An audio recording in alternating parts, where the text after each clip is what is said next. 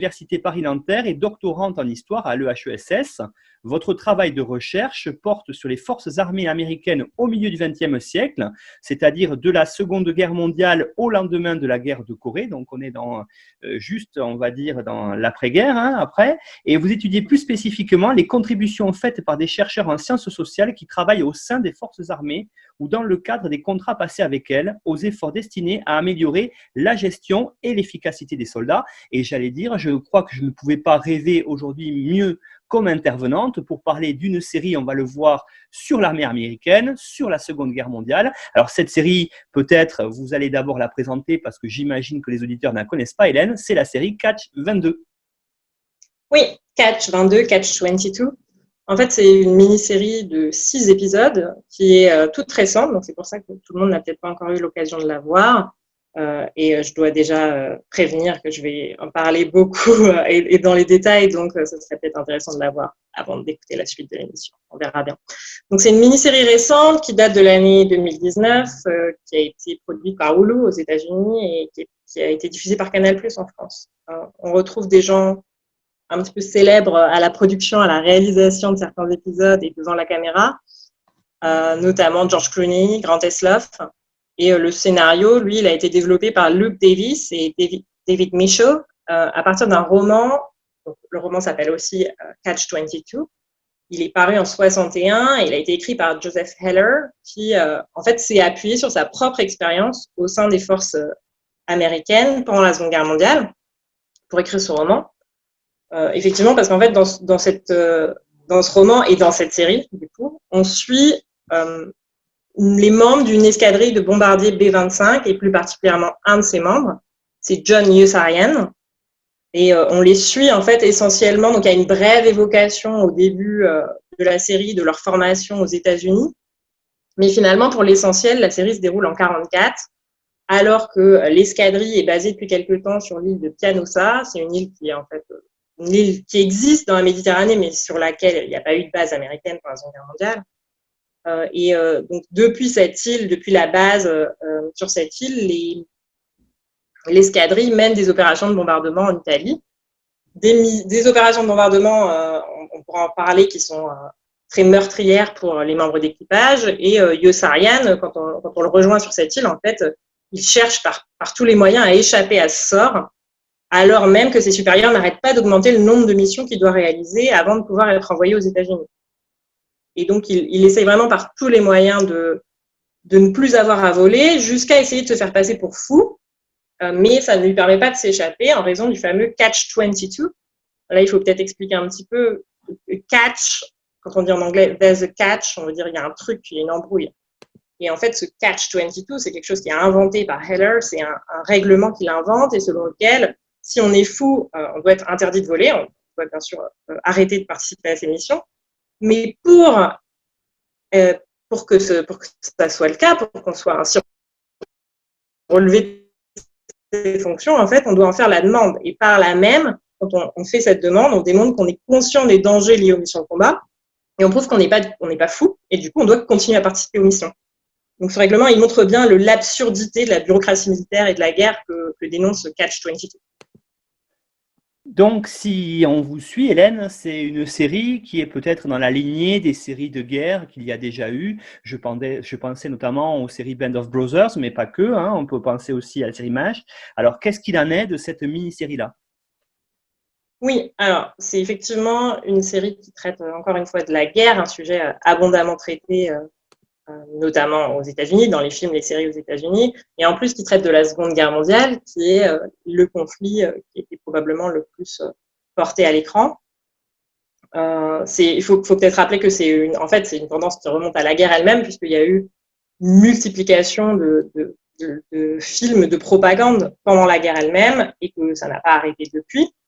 Effectivement, vous avez rappelé les séries récentes, Frères d'armes, Le Pacifique, on les pense généralement ensemble, mais aussi des films, Il faut sauver Soldat Ryan, Mémoire de nos pères, etc.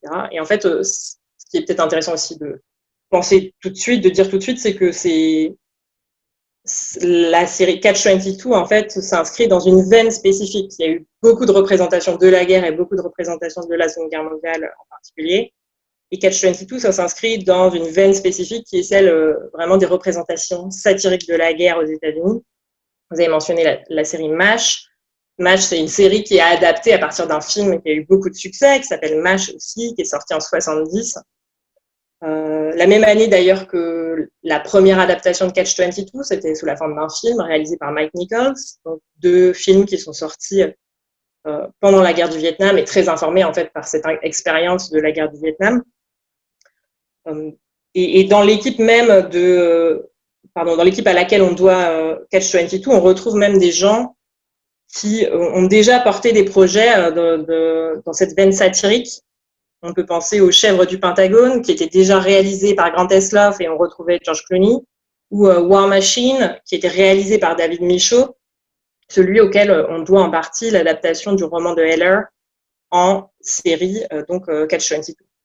Alors, ce qui est important quand on regarde cette série-là, c'est qu'il faut avoir en tête un petit peu, vous l'avez évoqué, ces multiples représentations de la Seconde Guerre mondiale et aussi le contexte, parce que vous avez dit le roman lui-même est un roman qui date des années 60 et qui a été donc porté à l'écran en 2019. Donc, on n'a pas du tout le même recul par rapport à ce conflit-là. Oui, c'est tout à fait ça. C'est un roman. La série en elle-même, c'est le résultat d'une addition de multiples regards sur la guerre et sur la Seconde Guerre mondiale. Ça se passe en 1944, le roman a été écrit dans les années 50, la série a été filmée, réalisée dans les années 2010. Et en fait, ce que ça nous rappelle, c'est qu'au cours des 75 ans depuis la fin de la guerre, il y a eu d'importantes évolutions dans les regards portés sur la Seconde Guerre mondiale et aussi dans les rapports de la société américaine à la guerre et aux forces armées, notamment en lien avec l'histoire militaire des États-Unis, puisqu'il y a eu tous ces conflits dans la période, en Corée, au Vietnam, en Irak, en Afghanistan. Et ce sont des évolutions dans les relations à la guerre, dans les rapports à la guerre, aux forces armées, qui ont aussi eu des traductions sous la forme de romans, de séries, de films, avec lesquels finalement Catch-22 entre en dialogue. Donc je pense que quand on regarde Catch-22, ce qui est intéressant, c'est de réfléchir à justement comment la série, avec cette approche satirique, caricaturale, permet de réfléchir à certaines dimensions de la Seconde Guerre mondiale, mais aussi à l'évolution donc, de ces rapports entre la société américaine et ses forces armées et la guerre, et l'évolution aussi des regards portés sur la Seconde Guerre mondiale elle-même. Alors, ce qui est intéressant aussi par rapport à tout ça, quand on regarde la série, mais aussi peut-être quand on s'inspire du roman, c'est que c'est une série, c'est peut-être le premier grand thème qu'on pourrait aborder ensemble, qui est une série effectivement sur la Seconde Guerre mondiale, mais quand on la regarde par rapport à l'histoire du héros, vous l'avez dit, c'est une série qui apparaît fortement antimilitariste. Et je sais d'ailleurs que le roman est très à la mode à la fin des années 60 et au début des années 70, parce que par la génération qui part au Vietnam. Vous venez de l'évoquer. Donc, il y a cet entremêlement qui est intéressant. Alors, j'aimerais qu'on revienne sur l'antimilitarisme, que vous présentiez un petit peu, d'ailleurs, pourquoi on peut dire que Catch-22 est une série antimilitariste. Oui, tout à fait. Effectivement, Catch-22, c'est un roman qui, au moment de sa sortie, en 61, a eu un accueil intéressé mais mesuré et qui a vraiment décollé dans le contexte de la guerre du Vietnam, fin des années 60, début des années 70.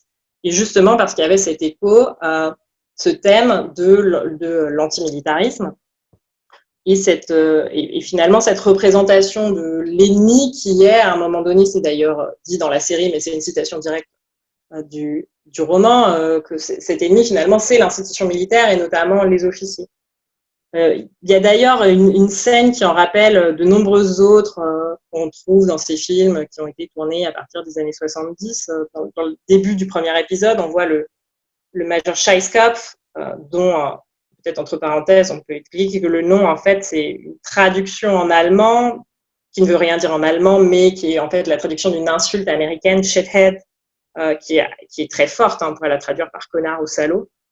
Et donc, dans cette première scène, Scheiskopf, on le voit vraiment enguirlandé, pour pas dire pire, insulter les hommes de son escadrille parce qu'ils n'arrivent pas à respecter parfaitement l'ordre serré.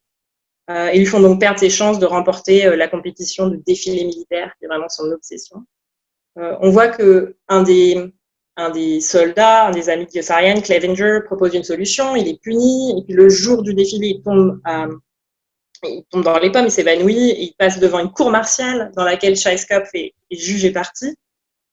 Et ça, c'est vraiment intéressant de le regarder du point de vue de ce qu'on sait maintenant. Est-ce que à la fois ils ont écrit dans leur mémoire, est-ce que les historiens ont pu étudier de cette expérience pour les millions d'Américains. Il y a eu 16 millions d'Américains en uniforme pendant la Seconde Guerre mondiale.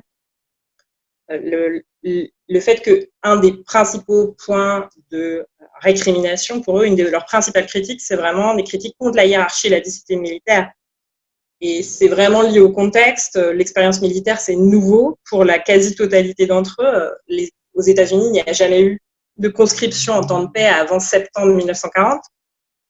Et il y a un historien qui a parlé de choc culturel pour désigner vraiment l'entrée dans cette institution. D'autant plus que l'armée américaine de l'entre-deux-guerres, c'est une petite armée où on a donc des professionnels. Et les soldats qui sont mobilisés en 40, 41, la suite de la guerre, ils sont vraiment encadrés par des officiers. Ils sont issus de cette armée de l'entre-deux-guerres, qui ne sont pas tous d'une très grande qualité, qui ont surtout beaucoup de mal à admettre, à comprendre que ce qu'ils pouvaient imposer et ce qu'ils pouvaient attendre de leurs hommes dans l'entre-deux-guerres, et des hommes qui étaient recrutés dans l'armée de l'entre-deux-guerres, en fait, c'est plus possible, ça ne fonctionne pas. Ils ont beaucoup de résistance de la part d'un certain nombre de ces nouveaux soldats qui rentrent dans l'armée à partir de 1940. Donc cette relation entre officiers et soldats, elle est conflictuelle, et les soldats s'en plaignent d'ailleurs suffisamment pour que, immédiatement après la fin de la guerre, en 1946, l'armée établisse une commission pour enquêter sur le sujet. Dans Catch-22 en particulier, ce qui est mis en évidence, parce que aussi c'est une satire et parce que les choses sont poussées aussi souvent à l'extrême, ce sont les abus de pouvoir vraiment très, très importants des officiers supérieurs. Le fait que les officiers de Yossarian ont le pouvoir d'augmenter de manière répétée le nombre de missions et donc le risque pour les hommes d'être blessés ou tués dans l'une d'entre elles. Là, il y a un écho qui est peut-être intéressant avec aussi les officiers des Sentiers de la Gloire, le film de Stanley Kubrick qui est sorti en 1957, donc vraiment seulement quelques années avant l'apparition de Catch-22.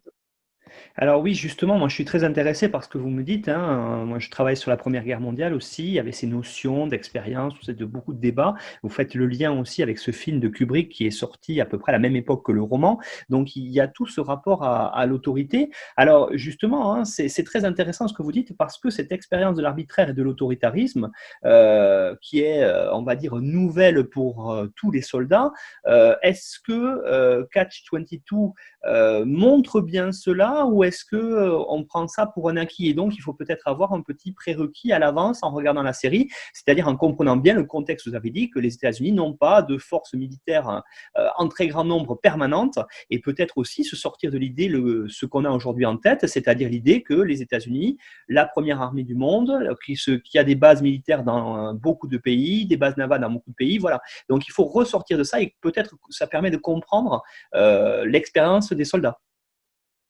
Oui, c'est une difficulté aujourd'hui dès lors que, effectivement, la Seconde Guerre mondiale, c'est un moment de tournant en termes d'importance acquise par l'institution militaire aux États-Unis, dans la société américaine, et le fait que les effectifs, pour donner des chiffres,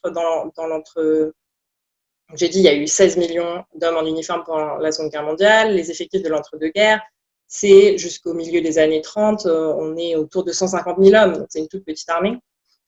Par rapport, et c'est une petite armée par rapport à la taille du pays, au nombre d'habitants, et aussi par rapport à d'autres puissances mondiales. Et c'est pas du tout le cas. Après, il y a un débat après la Seconde Guerre mondiale. C'est pas évident pour tout le monde que l'armée américaine va conserver des effectifs importants, mais elle le fait, et elle le fait d'autant plus, et le débat est un petit peu réglé avec la guerre de Corée, avec, bien sûr, donc dans le contexte des débuts de la guerre froide. Et c'est évident que c'est parfois difficile dès lors qu'on regarde la Seconde Guerre mondiale depuis 2020 et avec tout ce qui s'est passé depuis 1945 et l'importance acquise par les forces armées aux États-Unis, c'est parfois difficile de le remettre en contexte. Une chose aussi, puisqu'on parle de contextualisation, qui peut être intéressante, c'est aussi et les séries tendent à le faire mieux aujourd'hui, mais là, peut-être que c'est lié aussi au fait que c'est l'adaptation d'un roman, Catch-22, mais il y a une absence qui est un peu criante. Et quand je parlais, par exemple, de choc culturel pour désigner la rencontre avec cette institution où règne régulièrement l'arbitraire et les abus de pouvoir, il est nécessaire, je pense, quand on fait ce genre de déclaration, en fait, de préciser de quels soldats on parle, parce que c'est une expérience qui n'a souvent rien de neuf pour les soldats africains-américains. Et c'est d'eux dont je voulais parler quand je parlais d'une absence. On ne les voit pas du tout à l'écran dans cette série.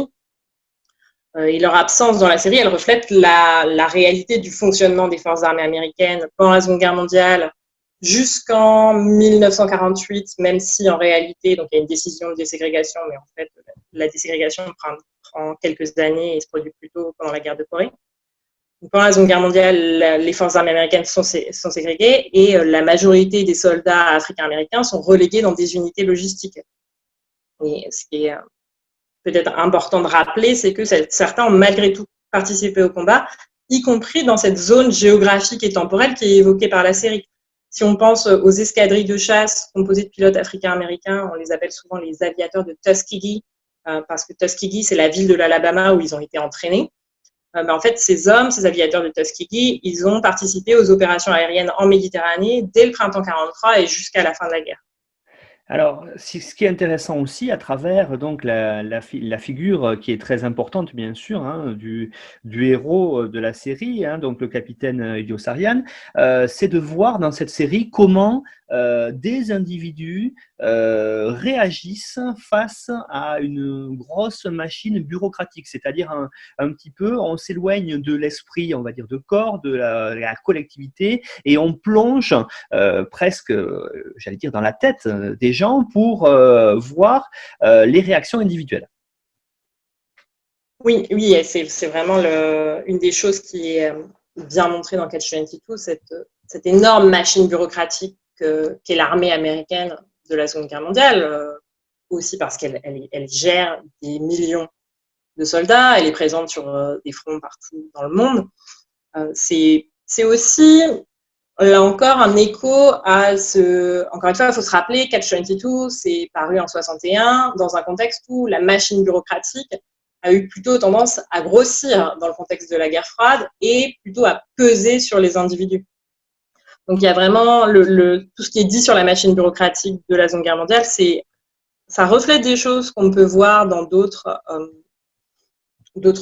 romans, d'autres mémoires tirées de la guerre, d'autres sources finalement qui nous permettent de connaître l'expérience de la Seconde Guerre mondiale, mais c'est aussi un commentaire sur la guerre froide. Une scène qui montre de façon complètement absurde et drôle finalement le poids de cette machine bureaucratique, c'est celle de la promotion du sergent major-major. Alors major-major, en fait, c'est un personnage dont le second prénom et le nom de famille sont major, et alors le grade de sergent, mais l'écart entre son nom, c'est-à-dire son identité et son grade, c'est trop difficile à gérer pour l'institution militaire, et finalement il se retrouve promu au grade de major. Et ça continue parce qu'en fait, l'une de ses premières tâches, ce major-major, c'est de participer à la réunion d'une commission qui a un nom complètement ronflant, et que bien sûr, on désigne par l'un de ces multiples acronymes dont les soldats se moquent beaucoup pendant la guerre, GLARPAB, et qui est vraiment une évocation de cet appareil bureaucratique qui est tentaculaire. C'est un appareil qui est aussi, il y a pas seulement, on ne fait pas seulement s'en moquer de cet appareil dans Catch-22, il y a aussi une dénonciation de la façon, ce que je disais, la façon dont il peut nuire aux individus. Dans le cas d'Idiosarian, par exemple, lorsqu'il atteint finalement son fameux quota de mission, il n'est pas relevé de ses fonctions parce que la machine bureaucratique est lente et le colonel Korn utilise ses lenteurs contre Idiosarian. Il y a aussi, on peut aussi évoquer, quand on parle bureaucratie, le fait que l'existence même de ce fameux quota de mission, c'est une façon dont la série montre comment les soldats de l'armée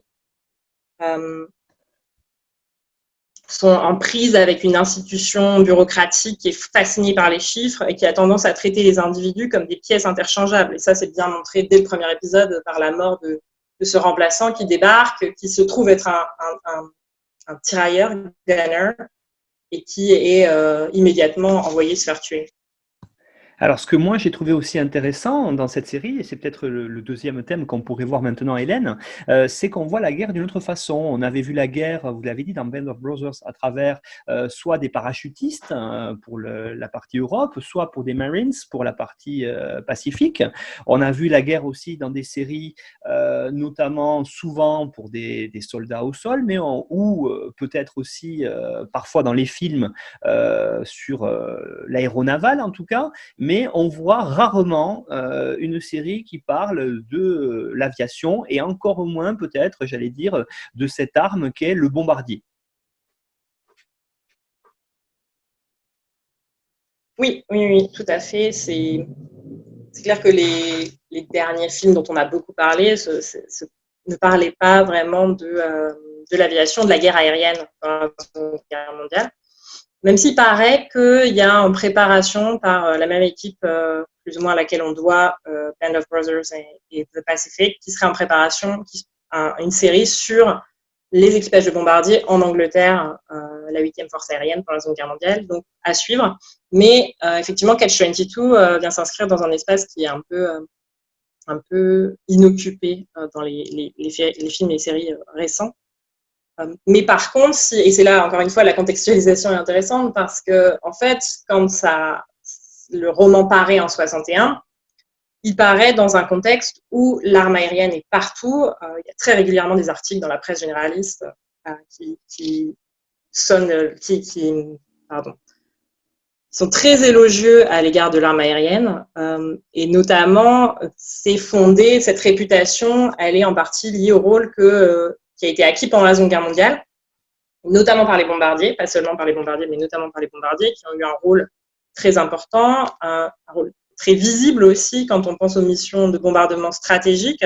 Ces bombardements qui visent à faire des destructions, qui visent à multiplier des destructions matérielles, mais aussi multiplier des victimes, y compris civiles, pour réduire les capacités de l'ennemi à se battre et réduire aussi sa volonté de continuer à se battre. Donc, ce sont des missions qui cherchent à saper le moral des populations et ces bombardements ont fait des cendres de Hiroshima et Nagasaki en août 1945, qui sont aussi importants parce qu'ils font entrer le monde dans l'ère de la guerre nucléaire.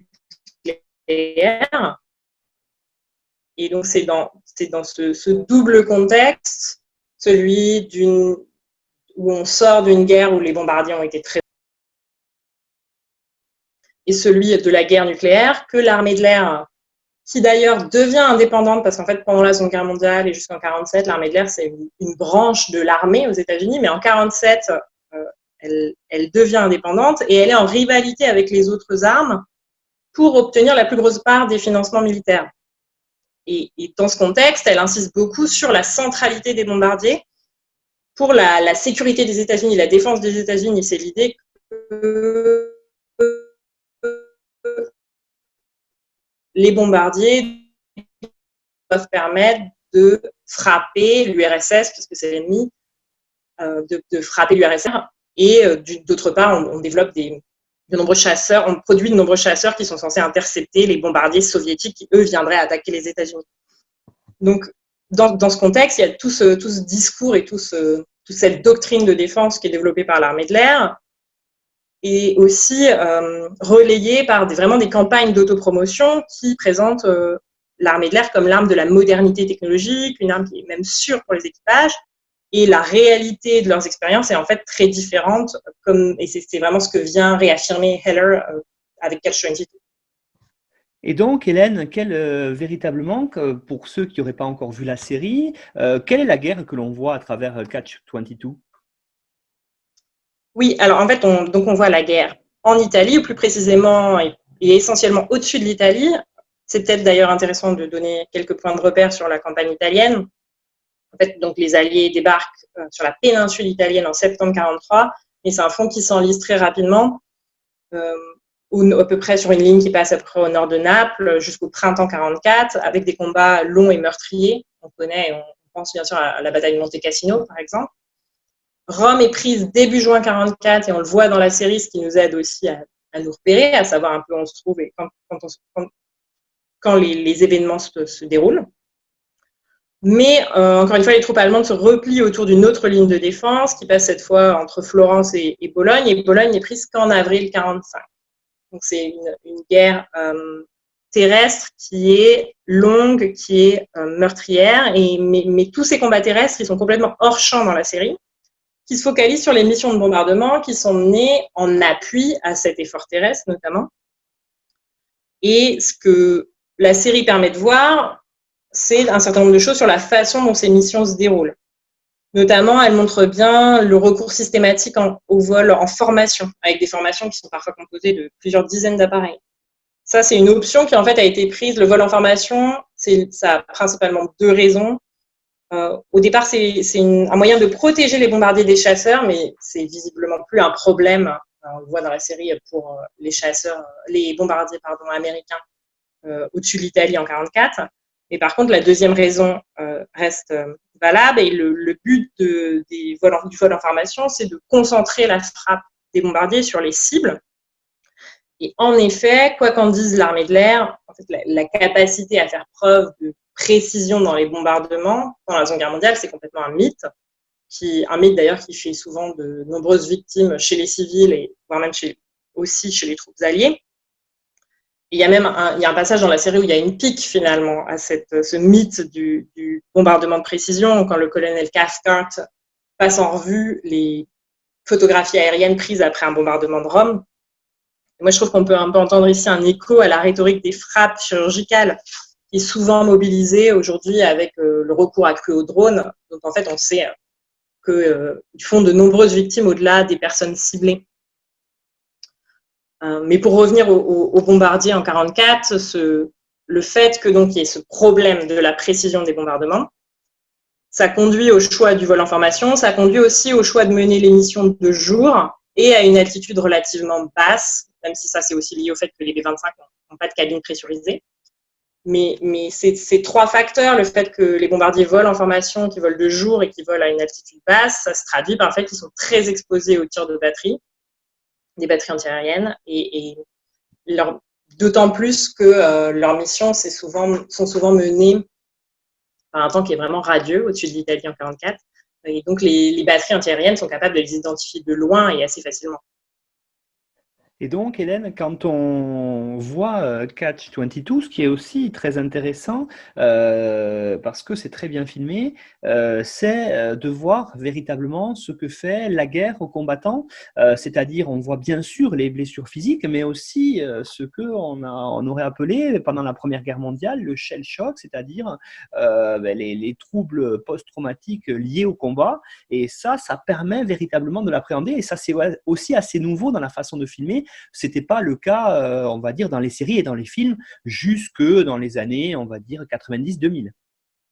Oui, ça c'est clairement une des nouveautés de la façon dont la guerre est filmée depuis ce tournant des années 90-2000. Il y a beaucoup de gens qui font souvent référence à la scène d'ouverture d'Il faut sauver le soldat Ryan, qui est vraiment une scène de violence très crue, de débarquement, et qui a, quoi qu'on pense par ailleurs de la suite du film, c'est une scène qui a aussi redéfini un peu ce qu'on montrait aussi de la guerre, et notamment de la Seconde Guerre mondiale, dans les films et séries de guerre, comme on a pu le voir dans le Pacifique plus récemment.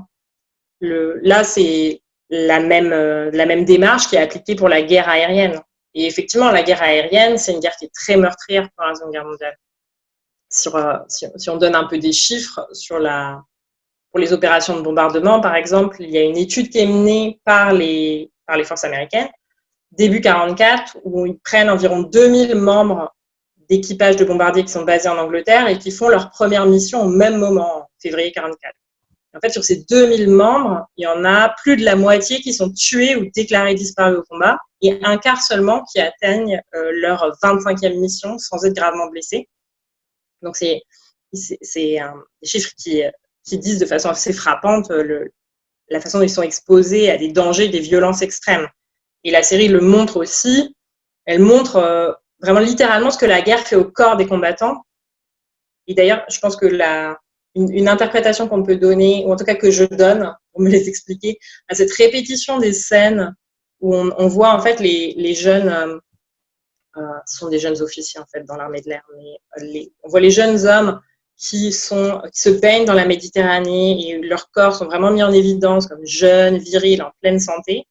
Je trouve que c'est un contraste saisissant avec à quel point ces corps sont fragiles une fois qu'on les confronte aux batteries antiaériennes dans des appareils où ils ont très peu de protection finalement, parce qu'en plus, ce sont des appareils où il y a très peu de blindage pour des raisons de poids. Ils décollent plus si on protège trop finalement.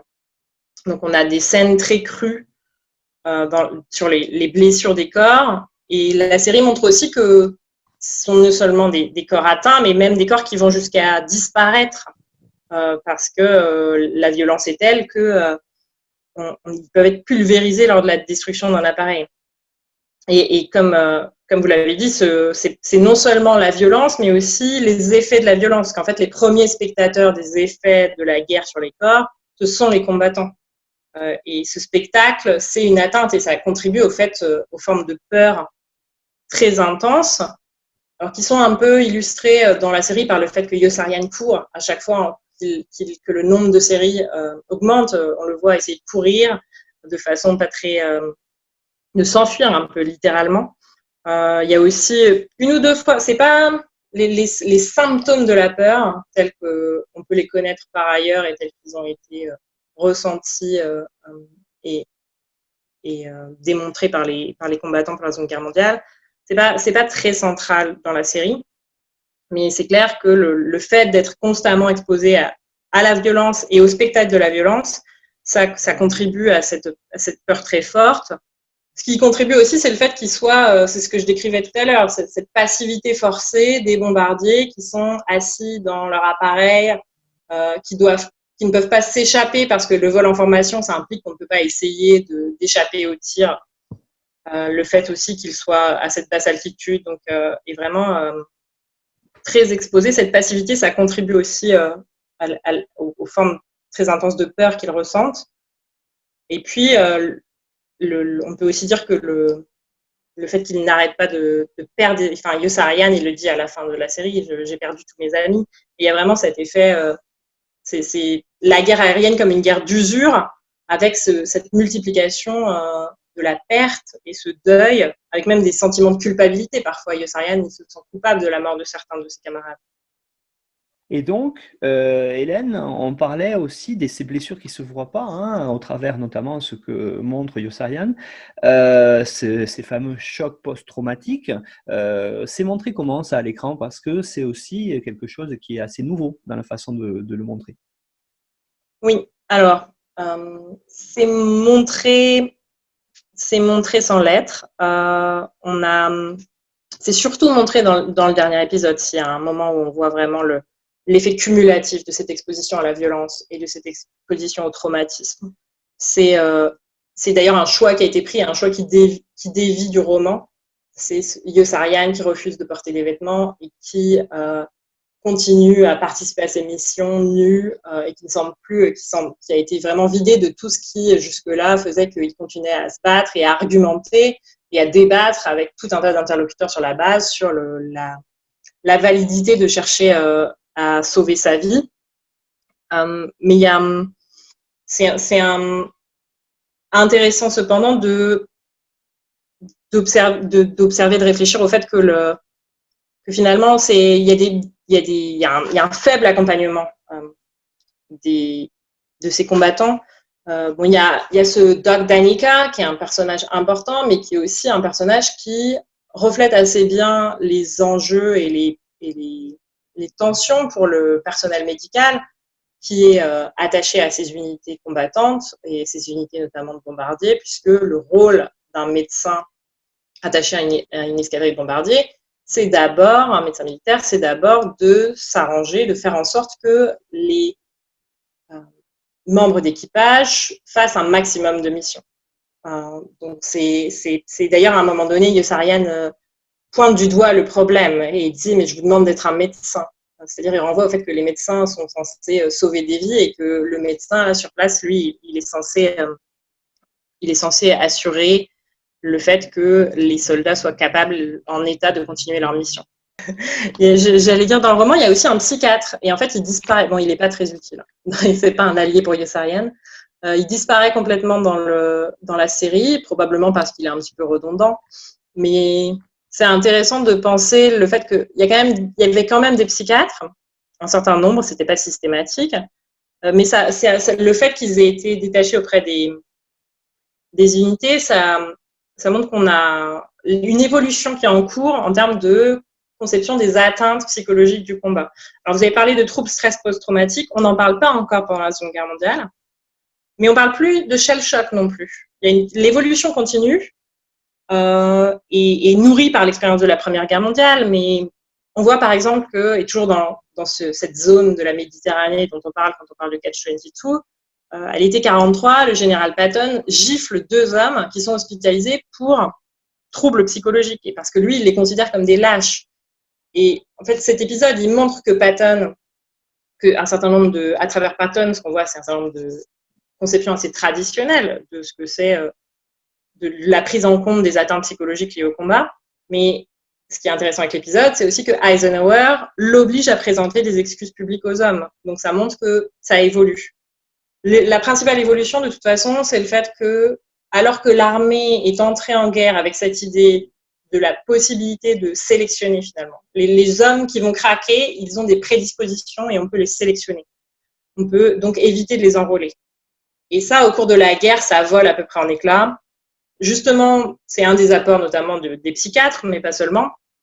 Et finalement, la réflexion se déplace et elle déplace vers la question du point de rupture des hommes. C'est-à-dire, bien sûr, on reconnaît cette idée d'usure et d'attrition, et finalement, on en vient à parler qu'il y a des nouveaux termes qui sont inventés. On parle de fatigue du combat ou de fatigue opérationnelle. Et donc, Hélène, par rapport à cette thématique-là, d'après ce que vous avez dit, il y a vraiment l'idée que la question du nombre de missions est vraiment le nœud gordien du problème pour la gestion des troupes de l'aviation américaine durant la Seconde Guerre mondiale.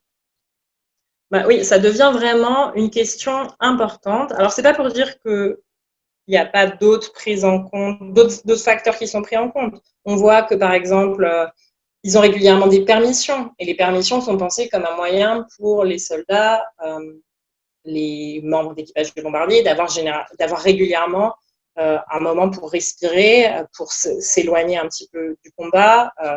Mais il y a quand même, en dépit de ça, en dépit des mesures qui sont prises, il y a aussi la reconnaissance par des commandants sur le terrain, progressivement, du fait que cette fameuse fatigue du combat, elle l'use les hommes et qu'il n'est pas possible d'attendre d'eux. Je crois qu'une des premières directives du département de la guerre, c'était pour des déploiements d'1 an. On imaginait que les hommes allaient être capables en 1942 de voler dans des missions de combat pendant 1 an, et très vite, ils déchantent. Ils se rendent compte que ce n'est pas possible. Aussi parce qu'en fait, les commandants sur le terrain, ce qu'ils rapportent, c'est que les hommes, c'est très dur pour eux de s'entendre dire qu'il n'y a pas de nombre de missions à accomplir, et que finalement, ils sont là jusqu'à ce qu'ils soient blessés ou jusqu'à ce qu'ils soient tués. Donc ça contribue à ce qu'ils craquent, ou à ce que leur fameux moral, qui est un terme que les militaires aiment beaucoup, donc c'est-à-dire leur disposition à continuer à se battre, est vraiment entamée.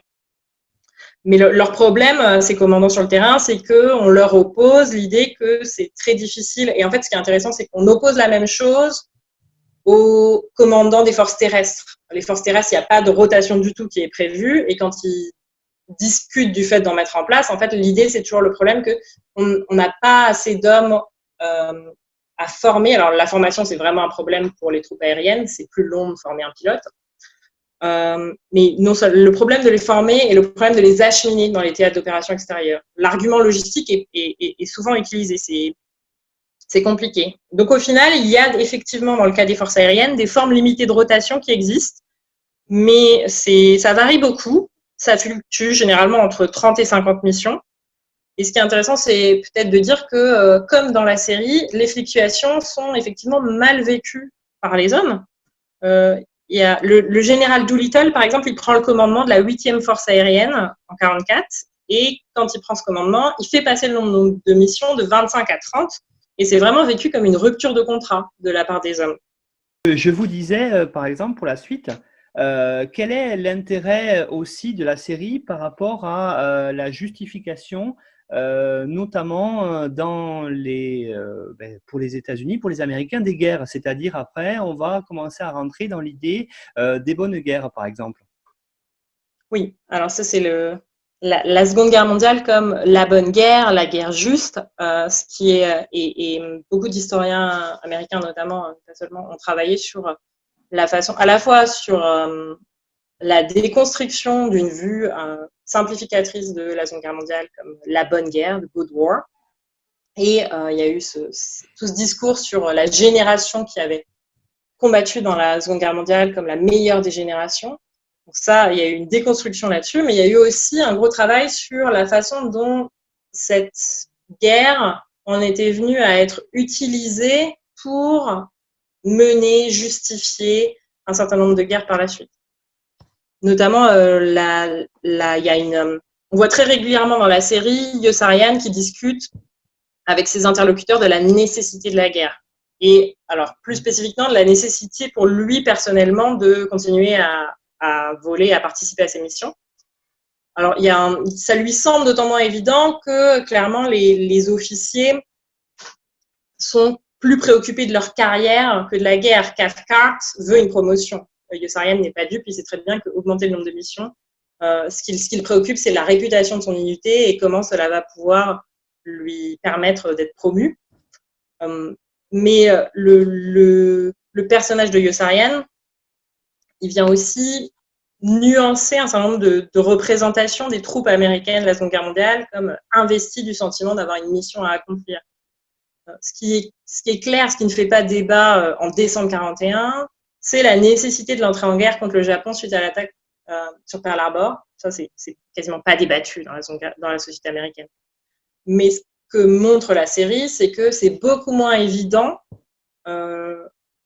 qu'il est nécessaire de mener des opérations contre les Allemands en Italie en 1944, d'autant plus, et là, c'est là que le contexte dont je vous parlais tout à l'heure est utile et intéressant, qu'à ce moment-là, le théâtre d'opération, il est vraiment considéré comme secondaire. Il y a régulièrement, en fait, les troupes en sont retirées, notamment au moment du débarquement en France, pour être envoyées en France. Et c'est pour ça aussi que ça contribue à ce que l'Italie, donc je vous disais, Bologne, c'est avril 1945, donc la guerre dure en Italie. Et donc, c'est plus dur pour des troupes qui sont dans ce genre de situation de comprendre les sacrifices qui leur sont demandés. Et ce que ça permet de dire, la série, c'est que même si la mémoire de la guerre, de la Seconde Guerre mondiale, maintenant est une guerre nécessaire, ça ne veut pas dire qu'elle a été vécue ou comprise comme nécessaire par tous les soldats américains. Et de toute façon, ça ne les a pas empêchés d'avoir peur pour leur vie lorsque c'était des combattants.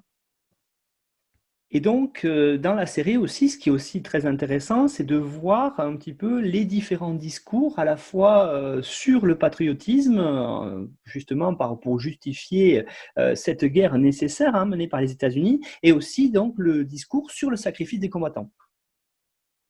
Oui, il y a un moment qui est très intéressant dans la série où on voit, c'est le briefing qui précède la mission à Bologne, la mission qui doit être très meurtrière, elle est annoncée comme ça, tout le monde le sait. Et donc le colonel Cathcart déclare aux hommes que certains ne vont pas en revenir, et il leur dit merci pour votre sacrifice. Alors, on entend bien les limites de ce type de discours confronté à la réalité de ce qu'on demande aux hommes. Ça veut pas dire, ce sont des discours qui peuvent avoir un poids. Par exemple, le personnage de Clevenger, c'est un personnage qui les mobilise. Mais finalement, ce qui serait intéressant et que la série ne permet pas de faire, ce serait de replacer Clevenger dans la société américaine, échangeant avec des acteurs qui produisent ce genre de discours. Parce qu'une chose qui m'a frappée en regardant la série, c'est le fait que les hommes de Catch-22, ils sont complètement déconnectés de la société américaine. À la fois parce qu'ils n'ont pas de contact, ce qui peut être un commentaire assez réaliste sur le fait que ça semblait très loin, les États-Unis, quand on était sur une base américaine au milieu de la Méditerranée. Mais aussi, ça veut, comment dire, c'est non seulement un commentaire sur la réalité de la guerre, mais ça veut aussi dire qu'on sait très peu de choses sur leurs origines, sur leur vie avant l'entrée dans l'armée. On peut supposer qu'ils avaient, par exemple, un niveau d'instruction assez élevé parce qu'en fait, c'est un critère de recrutement pour l'armée de l'air. Mais finalement, on a très peu d'éléments. On voit Yossarian lire régulièrement, mais on ne sait pas ce qu'il lit. Donc, il nous manque un petit peu ces éléments de contexte pour affiner un petit peu l'analyse là-dessus. Ce qui me semble clair, dès lors que Catch-22, c'est une série de 2019, c'est qu'il y a un travail avec cette série qui est aussi un rejet de la façon dont cette représentation des soldats américains de la Seconde Guerre mondiale, comme des héros prêts au sacrifice pour la nation et ses idéaux, qui est une représentation qui a été véhiculée par un certain nombre de films. En fait, cette représentation, elle a beaucoup influencé les représentations des soldats américains jusqu'à aujourd'hui, et Catch-22 vient discuter de la façon dont c'est problématique. C'est problématique parce que ça simplifie une réalité très complexe au niveau des troupes américaines pendant la Seconde Guerre mondiale, mais aussi parce que c'est une façon de représenter les soldats jusqu'à aujourd'hui qui fait écran d'une certaine façon, qui évite de poser des questions sur ce qu'on a demandé aux troupes américaines depuis 1945, pourquoi on leur a demandé, donc c'est-à-dire pourquoi les États-Unis mènent des guerres depuis 1945. Et en plus, c'est une représentation qui s'interroge peu sur les conséquences de ces guerres, notamment pour les civils. Gilles, justement, hein, j'allais arriver à cette question-là, à ces questions des civils, parce que ce qui est intéressant dans Catch-22 aussi, c'est qu'on voit véritablement que derrière le discours que vous avez montré de patriotisme, de guerre nécessaire, on a aussi un message sur ce que fait l'armée qui est censée être l'armée libératrice. Or, par les destructions des bombardiers justement, mais aussi par le comportement des troupes, on va y venir, hein, je pensais notamment sur le comportement par rapport aux femmes sur les viols, la série montre ça tout à fait sans farce. Ça, c'est une face quand même assez cachée habituellement dans les séries.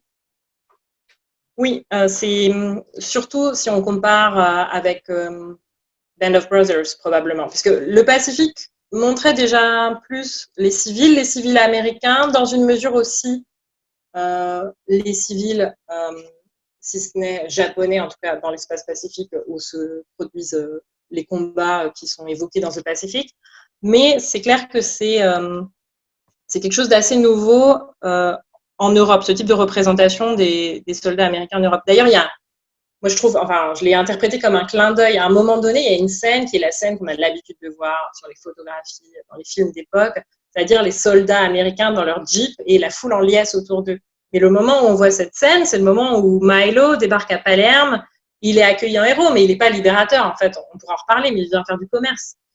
Et donc, c'est un clin d'œil à cette image des soldats américains comme libérateurs de civils reconnaissants. C'est une image qui, encore une fois,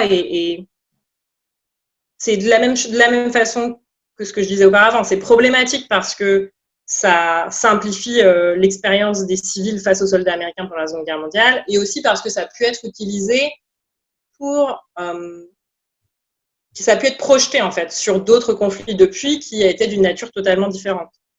Et en fait, le fait que ça soit plus complexe pendant la Seconde Guerre mondiale, ça a été maintenant, ça commence à être bien montré. Il y a eu notamment des travaux, par exemple, sur les bombardements en Normandie et l'impact sur les civils, mais il y a eu aussi des travaux sur les viols en France, notamment en Normandie. Oui, justement, hein, cette question des viols est ici très importante. Est-ce que vous pourriez développer un petit peu? Oui. On voit bien, alors, sur la question des femmes italiennes et de la sexualité, c'est assez évoqué. Alors, il y a deux aspects. Il y a les prostituées, il y a les personnages de femmes, les plus nombreuses, ce sont des prostituées. Et en fait, ce que la série tente de faire de certaines façons, en tout cas on peut le voir, c'est de montrer à quel point la misère, notamment dans une Italie des villes qui est assez en ruine, et joue un rôle en fait important dans l'essor de la prostitution. C'est ce qu'on voit dans les interactions notamment entre Inès et Yossarian. Mais il y a aussi donc cette représentation d'un viol et d'un meurtre. Représentation, c'est-à-dire on voit l'avant et on voit l'après en partie. Il y a des choix qui ont été faits aussi dans la représentation de ce viol et de ce meurtre.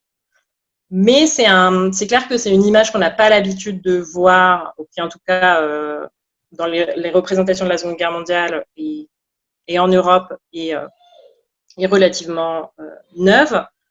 Et cela nuance vraiment donc cette image des soldats américains comme libérateurs, vertueux. Ça fait écho aussi à certains des crimes commis par certains soldats dans les guerres menées par les États-Unis depuis 1945. Et la série fait deux choses. Elle démonte en fait cette idée des soldats vertueux, héroïques. Elle montre aussi la façon dont l'institution militaire dissimule le crime.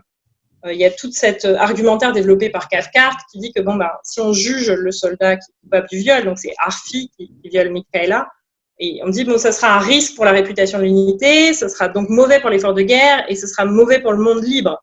En fait, là, il y a clairement une attaque de la façon dont la justesse d'une cause en vient à servir pour dissimuler, en tout cas à justifier qu'on dissimule des comportements qui viennent trahir les principes. Et donc aussi, pour continuer à parler, justement, peut-être pour terminer en question conclusive là-dessus, ce qui est intéressant, c'est que dès la Seconde Guerre mondiale, à travers Catch-22, on voit qu'il y a pour les Américains des enjeux économiques à faire la guerre. Et là, c'est clairement démontré ici dans la série. Donc, il y a ce qu'on pourrait voir pour les guerres beaucoup plus récentes, de la fin du XXe siècle au début du XXIe siècle. Déjà, les showrunners de Catch-22 le mettent en avant pour la Seconde Guerre mondiale en disant il y a un vrai enjeu. Et la création justement du personnage de Milo, c'est pas par hasard. Non, Milo, c'est très clairement une incarnation du capitalisme plus qu'un personnage. Il est intéressant, il vient vider complètement de leur sens tous les discours sur le sens du sacrifice et du patriotisme. À un moment donné, il déclare qu'il est fier de prendre sa part. Un peu plus tard dans la série, il reconnaît qu'il a volé que 5 ou 6 missions, alors qu'à ce stade-là, que Sarian doit en être à 55 à peu près. Donc, il vient déconstruire cette idée du sens du sacrifice et puis l'idée du patriotisme, des enjeux, des causes de guerre. En fait, lui, il est omnibulé par l'idée d'augmenter les profits de son entreprise, donc il commerce avec les Allemands et il arrange même le bombardement de la base américaine sur Canossa. Donc oui, c'est clairement une discussion sur les enjeux économiques liés aux guerres. Là, ce qui est peut-être, encore une fois, quand on pense aux différents contextes dans lesquels s'inscrit Catch-22 et qu'elle fait référence, 61, l'année de la parution du roman, c'est aussi l'année où, pour la première fois, le terme de complexe militaro-industriel, qui donc renvoie à ces relations étroites nouées entre les forces armées et les milieux industriels, cette expression, c'est la première fois qu'elle est employée en 61. Et elle est employée par Eisenhower, qui est sur le départ, et qui finit son mandat, son second mandat de président, et qui s'inquiète de l'influence politique acquise par ce complexe militaro-industriel. C'est un thème qui a un écho particulier dans le contexte du début du XXIe siècle, après la guerre en Irak, où les armes de destruction massive qui devaient la justifier, en fait, se sont avérées inexistantes. Il y a eu aussi un certain nombre de scandales. Justement, je parlais de Milo, il justifie le bombardement de la base parce que, en raison du fait que ça va être économiquement très rentable de la reconstruire, de vendre de nouveaux équipements à l'armée, etc. Et il y a justement eu des scandales autour de la guerre en Irak et de l'enrichissement d'entreprises qui ont engrangé des milliards de dollars pour des missions liées à la reconstruction du pays. On peut aussi faire un lien entre ces enjeux économiques liés aux forces armées et le phénomène de militarisation des formes de police aux États-Unis, dont on a recommencé à beaucoup parler là, en cette fin mai, début juin. Quand on parle de militarisation des forces de police aux États-Unis, on parle du fait que de plus en plus, les équipements, les tactiques des forces de police s'alignent sont les mêmes en fait que celles des forces armées, avec des conséquences dramatiques pour les populations et notamment les Africains-Américains. Et ce qui est donc une des origines de cette militarisation, c'est la mise en place de programmes qui visait à permettre à la police de mener la fameuse guerre à la drogue, mais qui visait aussi à écouler du matériel militaire excédentaire. Et l'industrie de la défense, c'est un acteur très important dans les débats autour de ces programmes. Elle fait du lobbying auprès du Congrès et elle fait aussi du lobbying auprès des forces de police pour leur vendre les équipements militaires qu'elle produit. Oui, je crois que ça se met en perspective d'ailleurs par rapport à tout ce qui se fait aujourd'hui avec, quand on pense notamment en Irak, en Afghanistan, avec les sociétés privées qui mènent les guerres. Oui, c'est ça, la privatisation de la guerre, c'est le même thème. Bien, Hélène, bien, merci pour la présentation de cette série, donc Catch-22, hein, c'est une mini-série très récente qu'on peut retrouver sur les plateformes payantes en France, notamment Canal+ Série, si je ne me trompe pas. Voilà, donc on rappelle que, comme tous les autres intervenants, vous aurez mis en ligne sur le site de notre partenaire nonfiction.fr une bibliographie. On remettra aussi le résumé d'intervention, donc pour ceux qui veulent aller plus loin et comprendre mieux la série et le contexte de la série. Voilà, on était donc dans l'épisode numéro 29 d'Histoire en série. Hélène, je vous remercie et à bientôt. À bientôt.